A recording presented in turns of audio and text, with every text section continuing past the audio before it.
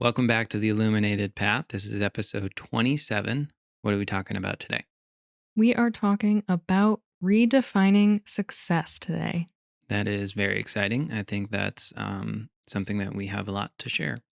I'm not going to ask how the week is because for us, it's literally been 10 minutes since the last episode um, because we're trying to get ahead because we have an announcement. Do you want to share that? Yes, so I'm super excited to announce my very first offer, which is a 21-day breathwork and self-talk challenge. It's called Breathe into Wellness. So this is going to start on March 8th, and it's going to be basically a challenge. We're building a community to support each other. The community is not on social media, which is fantastic Yeah. because I know people don't love to log onto social media for everything. Well, let's kind of update there because we did initially start on Facebook, but it is no longer on social media and it's going to be integrated into one platform so that you'll be able to access it, access the videos, and the community is right there. Yeah. So this is going to be a 21-day challenge where we are building a breathwork practice, a daily breathwork practice, as well as incorporating self-talk so that you can build that consistent practice and really learn how to gain amazing benefits from doing breathwork every day. And the whole point of this challenge is the videos are going to be 10 minutes or less. You'll be able to sit down and do your breathwork practice for that day right along with us in the video. And then you're done for the day. And you're starting to build this habit. You have the accountability of working on it with myself, with John, with whoever else is in the community. And once you really start to build that, that habit, that muscle, and start to see amazing results, you can then take it from there and do it on your own in your daily life. Yeah, we've talked a lot about awareness, and the idea is really getting you set up for that awareness, having the tools that you need to cultivate that awareness and bring it into your day. And it really is, like Kate said. I mean, it's designed to be a commitment of less than 10 minutes a day. Yeah. So it's a really, really amazing start if you're looking for something to do to help yourself with stress, to help your sleep, prioritize, your energy and focus in a day and doing it in a way that doesn't disrupt your already chaotic schedule. Yeah.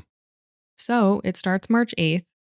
Today, this is coming out on March 1st. So if you missed the master class, I did give a little offer that I'm going to give here as well. If you sign up by March 4th, so March 4th, Monday, is the very last day that I'm offering $10 off.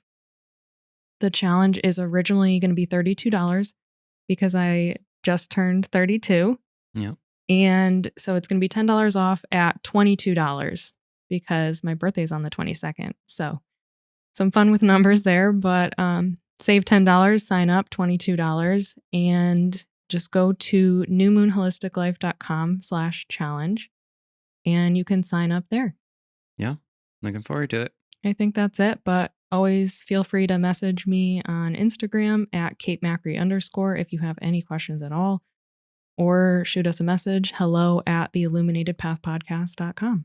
Yep. And it does pair with the masterclass. So if you haven't seen the masterclass, definitely check that out.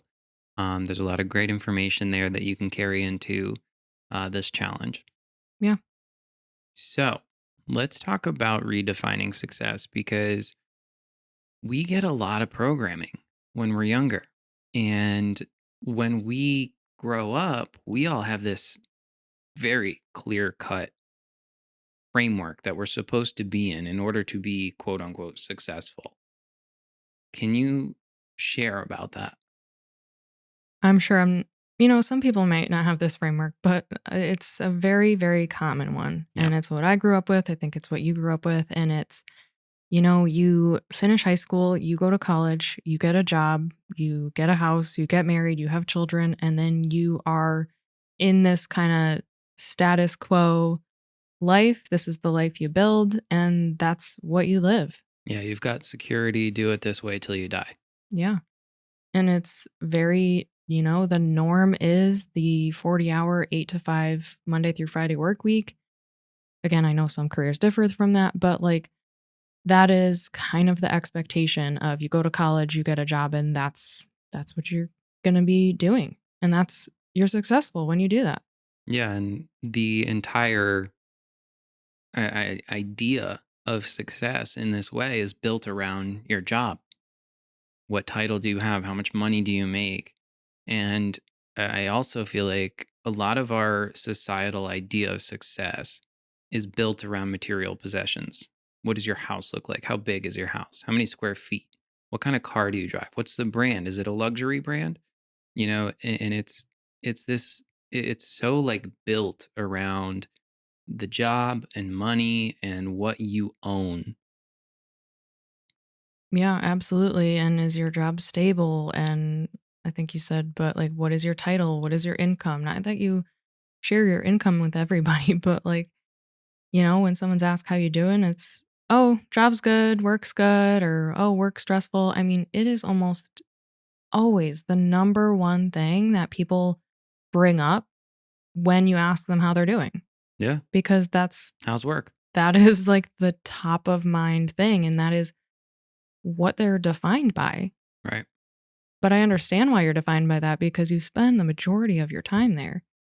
And so it's really understanding that, like, yes, you have to have a job or work of some kind to make an income, and whatever that looks like for you is great. But that shouldn't be what defines success for you.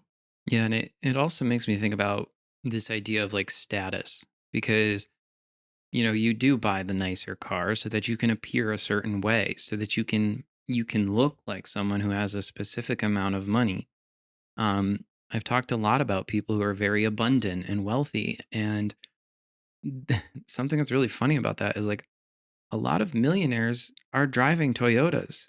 The people who have the really nice lavish cars, they're a lot of times putting themselves in debt or giving themselves something that they have to keep up with because it's a lifestyle that they're now having to afford. Right. Because it makes them feel successful. Yeah. Of course, we want to feel successful. Like, that's an amazing feeling to have. But that feeling is coming from the thoughts you have around what success actually is. Right. And your beliefs around what success is it comes from your history. It comes from what you were programmed to believe. It comes from what you were taught in high school. Like, you're going to do this, and that's your future.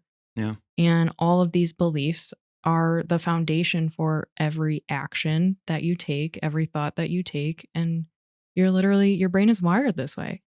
Right.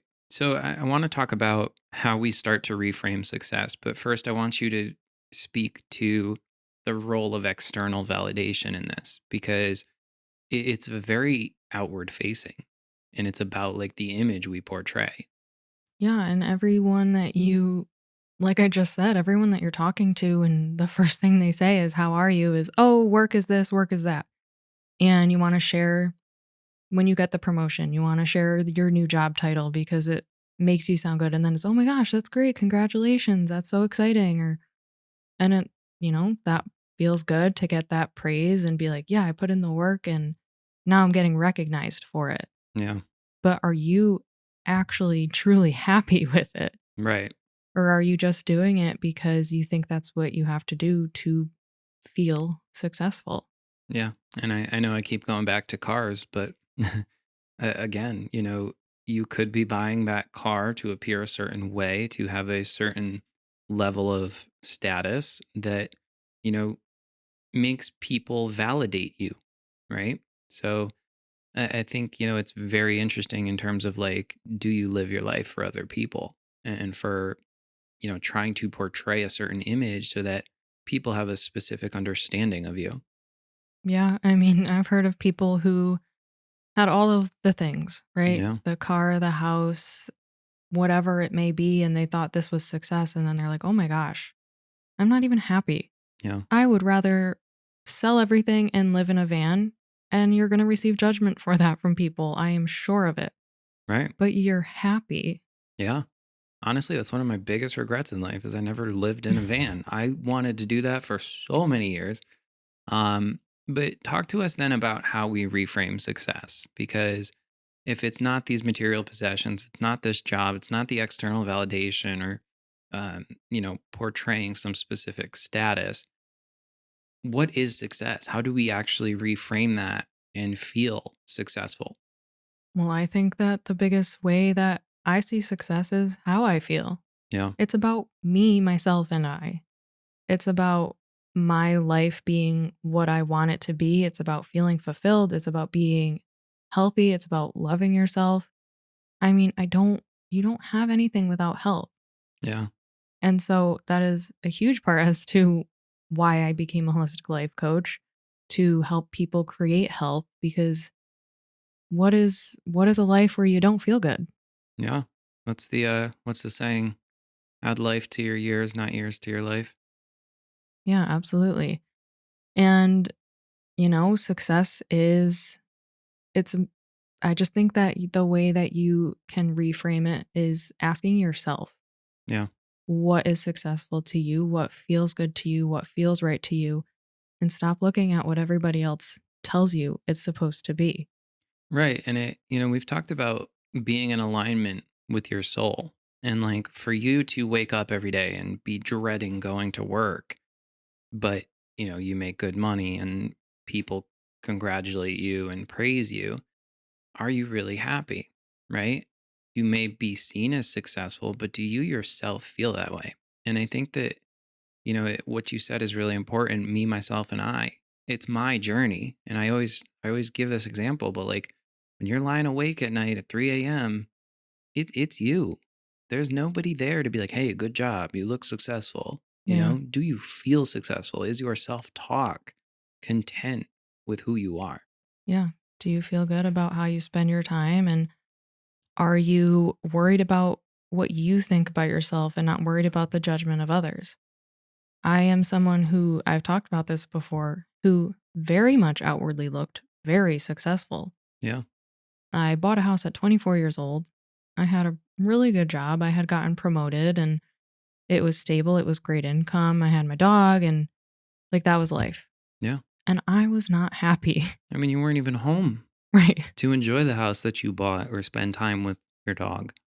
Yeah, it was terrible. Luckily, like my mom was able to come over and let my dog out so he could have breaks. I felt so guilty for that. I just wanted to spend more time with him. I wanted to be in the home that I bought. And I looked very successful to the traditional societal standard. Yeah, But when I really looked internally, I did not feel successful because this was not the life that I had ever dreamed of.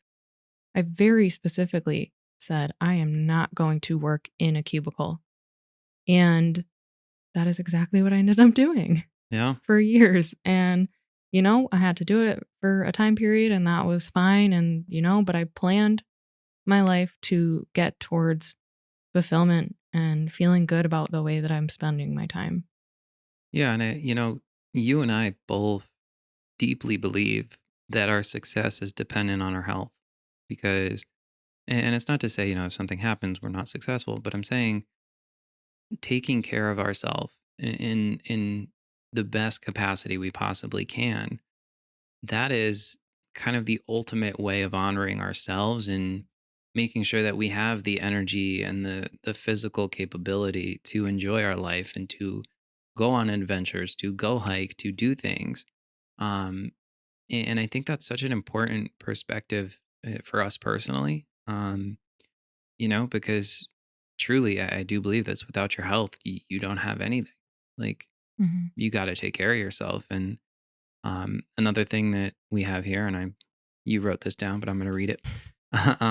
Waking up in the morning, feeling excited about your day, like knowing truly that what you're doing feels good versus like dreading that morning commute and going to your job.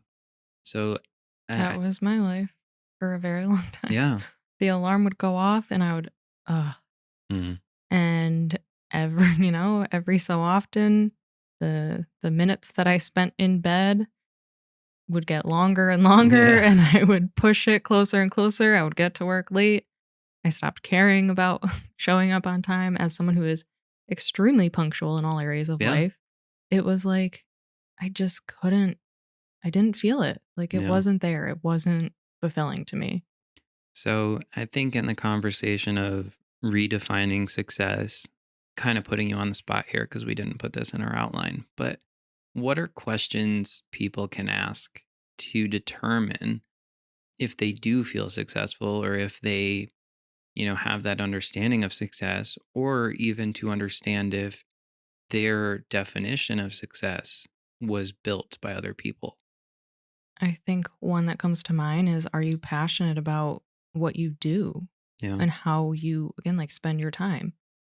I think everybody's going to have some sort of job, career, way that they create income. And do you feel good about that? Yeah. Is it for you? Is it helping people? Is it for me? Like that's what it is. Some people it's building something. Yeah. It's working with their hands. It's doing stuff and seeing the outcome and feeling amazing from it. Creating. Yeah. Yeah, sometimes it's that. It's creating something that can make other people feel a certain way, like music or art, Yeah. books. So that's really the first question. And then I think what is something that, you could just dive into? Mm. Like what are the things you enjoy researching and learning about? And is that something you're taking time to do in your daily life? Yeah, we've talked about that is like, if you're stressed, it feels like it doesn't end. You're kind of dreading it or the processes are slowly dragging. Whereas when you're passionate, you can get lost in it. And, I think that's something important to kind of carry into your life is what is your attitude toward the way you spend your time? And a lot of this is about career. I think typically it's interesting though, because success is generally associated with your career. So I think it's redefining, asking yourself those deep questions and kind of understanding like what is your attitude toward your career or the way you spend your time, toward your health, or just toward the word success. Yeah. Also, like what do you do for enjoyment? Mm, Like what really lights you up? And I would love to, like, I've had people ask me this before at networking events. Instead of like, what do you do? It's like, what do you do for fun? yeah. What do you do on the weekends? What do you enjoy doing that like you're really passionate about? And maybe success to someone is just being able to have fun, being able to have that time to have something else. Yeah. I mean, again, like there's nothing wrong with having a standard job if you like it.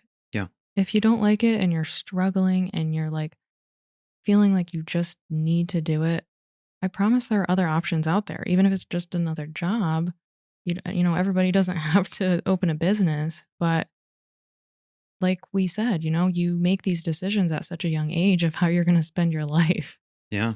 Um, Kind of off topic, but what you said reminded me of something I read in the Rich Dad Poor Dad investment book. And he said that 100 years ago, 80% of the population were business owners. I thought that was really interesting Oh, because if you think about it, right, like our modern school system, it makes employees. And again, like if you're happy being an employee, that's totally fine. But if you're not happy, it may be worth understanding like is there kind of something in your spirit, in your soul begging you for something else, for some kind of change? I think a lot of people think they're not built for business. mhm. And I, honestly, some people aren't. But the reality is, like, you're going to have to always learn. And that's the part that I think is uncomfortable because you're very frequently in a growth zone. Yeah. It's growth and change Yeah. versus just, going about your daily life as a normal way of living. But you you're the only one who can know, like internally in your heart, like what feels good to you. What needs do you have in life? Your health, your relationships, of course there's a level of safety like your shelter and the food you eat and stuff. But what needs do you have to feel like you're your authentic self? Yeah. And, That's something only you can define. I think a lot of times we are programmed to believe certain things, think in certain ways, and like those just aren't how we feel. So you have a traditional view of success, but you don't feel successful, then it's time for change. Yeah. You have to be willing to make changes when you recognize that you don't feel fulfilled. Yeah. And if it's a new career, a new job, it may be a big change. And we talked about this last episode, making decisions and making changes, they don't necessarily have to be permanent. So try things. I think that's a really important one too. And I'm actually kicking myself now for not saying it in the last episode, but there's this idea of when you parent, right? Like make your kid do something for a specific amount of time. Like, meaning, if your child wants to try soccer, tell them, okay, you can try soccer, but you need to commit to a time frame. Are you going to give it a week? Are you going to give it a month? Do it for a month. If you go to a new job and you don't like the job, give it a month and make that decision when you go. Okay, I'm going to do this for a month. And being an adult is being able to say, okay, I gave it a month. I didn't like it. I want to find something else, or I want to go back to what I was doing. Mhm. So I think that giving yourself like a criteria of how long am I going to feel this out, it can be helpful. It can be really helpful in figuring out if what you're doing feels right. Yeah, you might not immediately love something, but But that could be change in your subconscious and just kind of working through the programming versus if you give it enough time, okay, no, I don't like it. yeah, but you could make the change and feel like, it's really uncomfortable. I don't know, but you have to remember like the why behind making that decision in the first place. Yeah. There was some sort of feeling behind that decision to make yourself feel better, to feel like you're more in alignment with yourself, to feel like you're being true to who you are in your heart, not about the way you look and are portrayed on the outside for society. Yeah. Absolutely. I think that back to what I was saying earlier, even about, how we make the decision of what our life is going to look like at such a young age, your brain's not even fully developed yet. Like Yeah. it's literally not even developed until your late 20s. So you could love what you're doing and feel true success to yourself for a while. And there might be a time where that changes too, even when you're like been in it for a while and you were actually happy and enjoying it. Yeah. And then you kind of start to realize it's not that anymore. Like I'm feeling differently about it now and you can make that change. Yeah. I think that's such an important thing to understand is like, especially when we're in school, we're in high school, college, like your brain is still developing and you're making these monumental decisions about what you want to do for the rest of your life. You need to allow yourself the room to be human to be able to change your mind later on. Again, don't continue making a mistake because you spent a long time making it. Yeah. You just saying like that you might see it as a mistake Yeah. if you change your mind. Mm. Yeah. Not necessarily. It's not. It's not a mistake. It doesn't mean you're not successful because you've changed your mind. Yeah. I mean, we did our consulting and I loved it.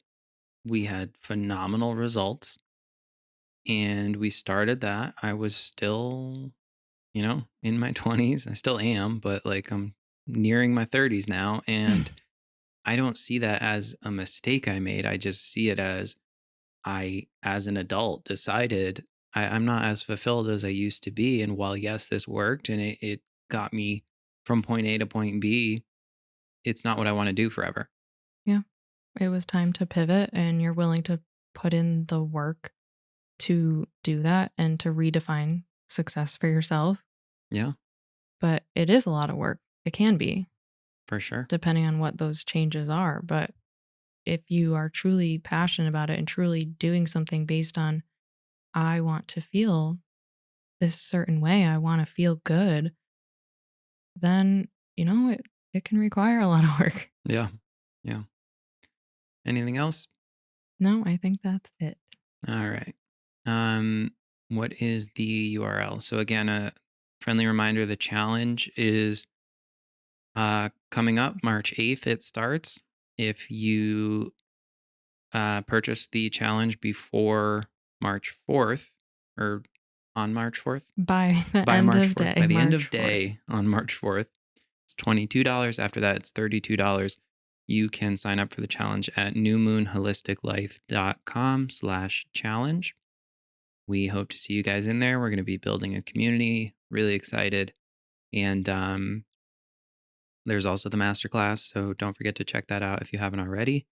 That is at newmoonholisticlife.com/breathe. This podcast is sponsored by New Moon Apparel. That is our Zen, motivation, and moon themed clothing line. You can shop designs at newmoonapparel.com. Thank you for tuning in, and we'll see you guys next time. Thank you.